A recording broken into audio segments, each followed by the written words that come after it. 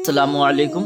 चलिए आज की वीडियो में हम लोग मरसिया के अज़ाए तरकीबी और कसीदा के अज़ाए तरकीबी को याद करेंगे। मरसिया के अज़ाए तरकीबी कितने हैं? मरसिया कुल अज़ाए तरकीबी 8, कसीदा के कुल 5।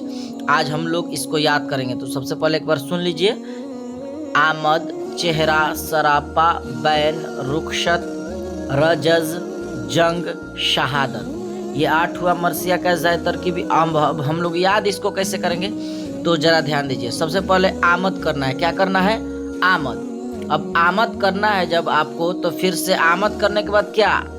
चेहरा लोग देखते हैं, तो आमद चेहरा, फिर शराब दीजिए, फिर बैन लगा दीजिए उसी चेहरा पर, फिर रुखसत कर दीजिए, फिर रजज कीजिए, उसके साथ जंग कीजिए, और जंग के बाद क्या होता है?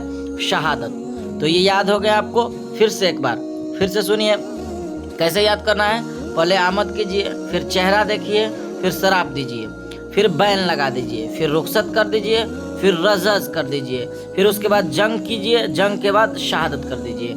ये याद हो गया ना? बिल्कुल। पहले आमद करना है, फिर चेहरा देखना है, फिर शराब देना है, बैन लगा दे, फिर रुखसत, फिर रजज, जंग, और जंग करने के बाद क्या हो जाता है? शहादत, यानी शहादत पा लेते हैं। तो ये 8 आपको याद होना चाहिए। एक बार आप कमेंट में इसको लिख देंगे बगैर देखती, तो आपको याद हो जाएगा।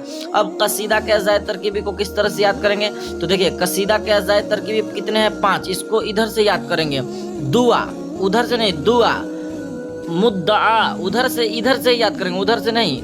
मुद्दा, फिर मदह, गुरैज, तशबीब। अब देख लीजिए, ये सब में ही सबसे पहले दुआ, मुद्दा, मदह, गुरैज, तशबीब, ये 3 तो आपको ऐसे ही याद होगा। ये 3 एकदम निहायत ही आसान है, तो ये 3 आपको याद ही होगा।